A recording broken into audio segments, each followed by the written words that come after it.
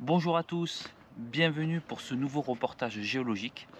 Aujourd'hui, je vous amène dans un endroit totalement exceptionnel, unique en France et même en Europe, la forêt fossile de Champclauson dans le Gard. Là-bas, une quarantaine de troncs d'arbres d'âge carbonifère supérieur, c'est-à-dire 300 millions d'années environ, ont été fossilisés en position de vie. Un endroit totalement exceptionnel. Allons voir ça de plus près. Suivez-moi.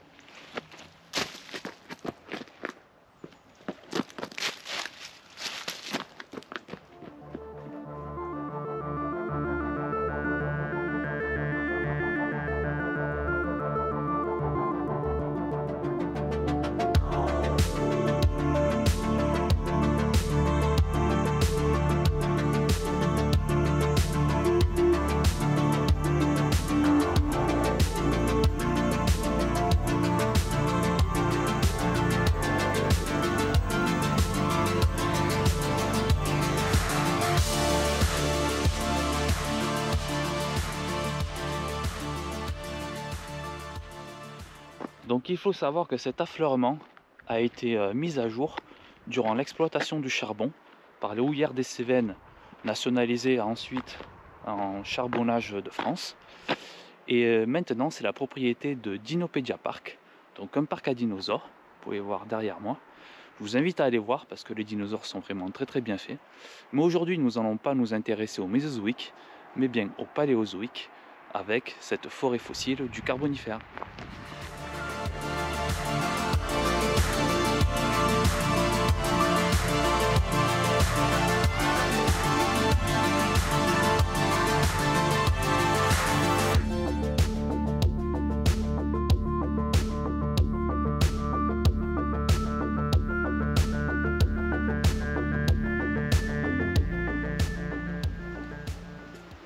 Alors me voici arrivé sur ce site exceptionnel de la forêt fossile de Champclauson,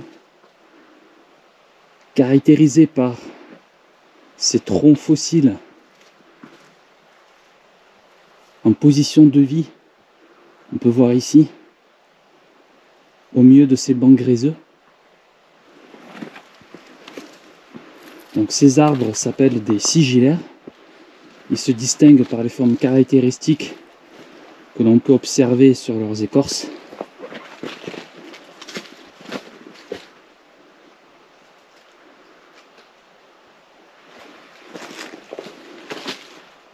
C'est assez incroyable.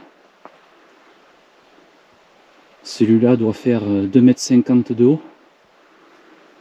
Celui-là un bon mètre.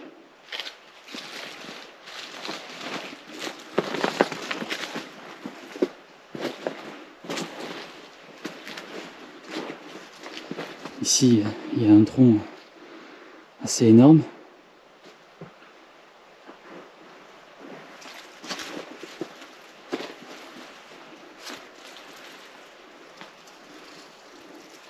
Un magnifique affleurement qui fait plus d'une centaine de mètres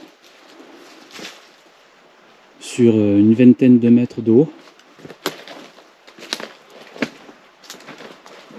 Et c'est assez incroyable d'observer ces arbres de 300 millions d'années en position de vie comme ça.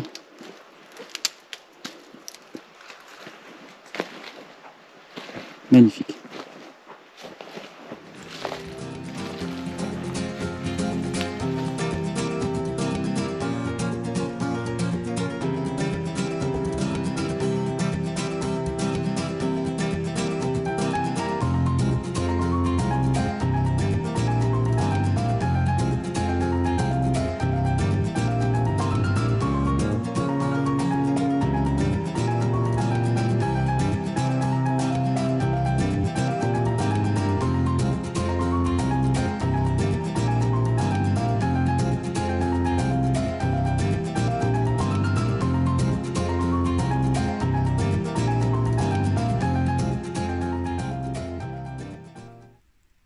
Nous voici sur le flanc sud de l'affleurement et nous avons une belle vue sur la position de ces troncs fossiles dans la stratigraphie. On voit bien cette alternance de bancs de grès. Cette alternance fait une dizaine de mètres et est coiffée au sommet par des argiles silteuses ou organiques. Nous allons nous rapprocher un petit peu de l'affleurement pour voir un petit peu les faciès qu'il y a à l'intérieur.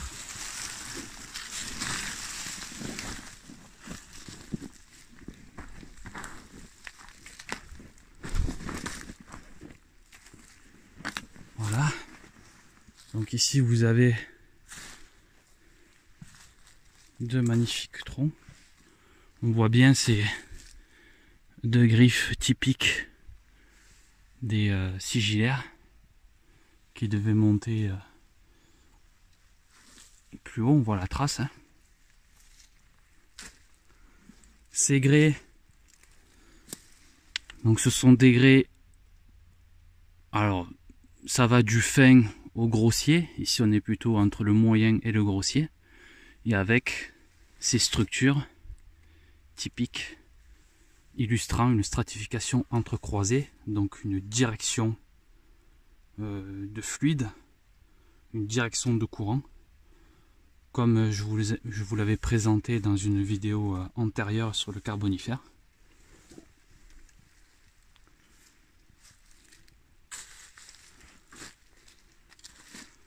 En se rapprochant, qu'est-ce qu'on observe aussi?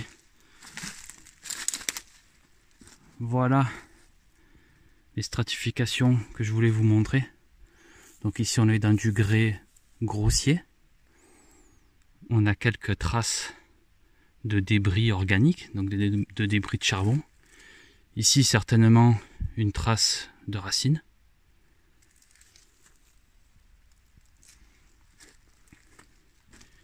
Ici en bas vous avez un tronc fossile.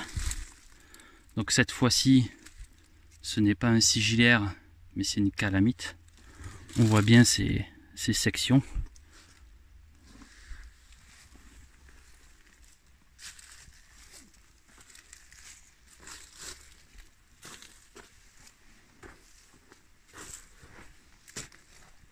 Et ensuite ces niveaux plus fins, donc de grès fin à silt, avec des rides de courant et aussi beaucoup de débris organiques, donc des restes de branches, de feuilles et beaucoup de mica aussi.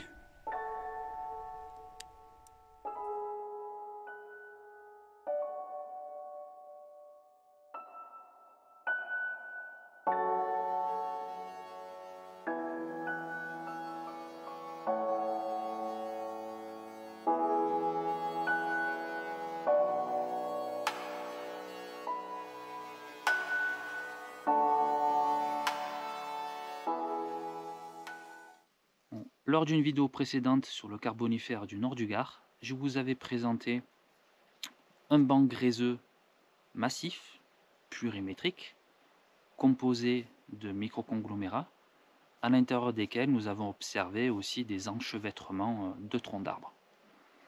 Donc ceci est caractéristique d'un système de haute énergie, et l'interprétation qui en a été faite a été un chenal fluviatile de haute énergie. Ici, nous sommes dans un cas de figure différent, c'est-à-dire que nous avons une alternance de bancs gréseux pluridécimétriques, à l'intérieur desquels nous avons des traces de courant mises en évidence par soit des rides, soit des stratifications entrecroisées. Ce grès, ce sable a une granulométrie allant du sable, du grès fin au grès grossier. Entre ces bancs de grès, il y a aussi la présence de niveaux silteux, avec des rides de courant, beaucoup de mica, et aussi des niveaux d'argile organique, avec beaucoup de débris de feuilles. Et à l'intérieur de ces niveaux gréseux, nous retrouvons ces bancs, ces troncs d'arbres fossilisés. Donc qu'est-ce qui s'est passé? Donc ici en fait on est dans une plaine d'inondation. Donc une plaine d'inondation localisée entre des chenaux fluviatiles de haute énergie. Et le débordement de ces chenaux, lors des épisodes de crue, ont petit à petit ensablé, recouvert cette plaine d'inondation. Et donc petit à petit, ces arbres se sont retrouvés ensevelis donc, par l'apport de ces grès venant de ces chenaux fluviatiles. Alors vous allez me demander pourquoi nous avons des troncs d'arbres remplis de grès. Donc en fait, ces troncs d'arbres localisés dans la plaine d'inondation se sont fait petit à petit ensevelir donc, par les dépôts de débordement, donc par les grès, jusqu'à leur mort. Et à leur mort, donc le sommet de l'arbre, lui, est tombé, et l'intérieur du tronc a été dégradé. En fait, l'écorce plus dure a été plus facilement préservée, et donc on s'est retrouvé avec des troncs d'arbres creux. Et ce creux ensuite a été rempli par les dépôts de grès qui sont venus postérieurement. Et c'est pour ça que nous avons des moulages internes de ces troncs. Dans ces niveaux argileux organiques, il n'est pas rare de trouver des concrétions, donc des nodules de fer, et qui sont sans doute reliés à l'activité des organismes présents, avec des insectes ou des larves d'insectes. Voilà, on peut voir ici donc la présence de ces nodules est certainement donc reliée donc à ce qu'on peut appeler de la bioturbation. Et en parlant de larves d'insectes et d'insectes, en voici un assez impressionnant. Une libellule géante appelée Meganera. Une libellule qu'il y avait au Carbonifère. Si on va un peu plus loin ici, on a des scorpions géants appelés Pulmonoscorpius. Assez impressionnant. Donc ce gigantisme que l'on retrouve au Carbonifère est lié à la forte teneur en oxygène qu'il y avait à cette époque. Et c'est ce qui est intéressant dans cette forêt fossile, c'est d'avoir ce lien entre les troncs fossiles préservés sur l'affleurement et les êtres vivants qui ont peuplé nos terres à cette période du Carbonifère.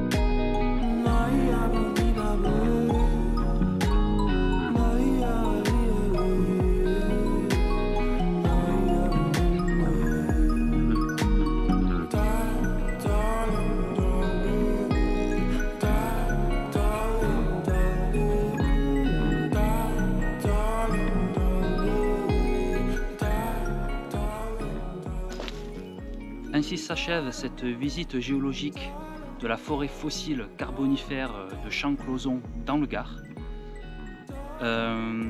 J'espère que ça vous a plu, que ça vous donnera l'envie de venir visiter ce site géologiquement exceptionnel et unique.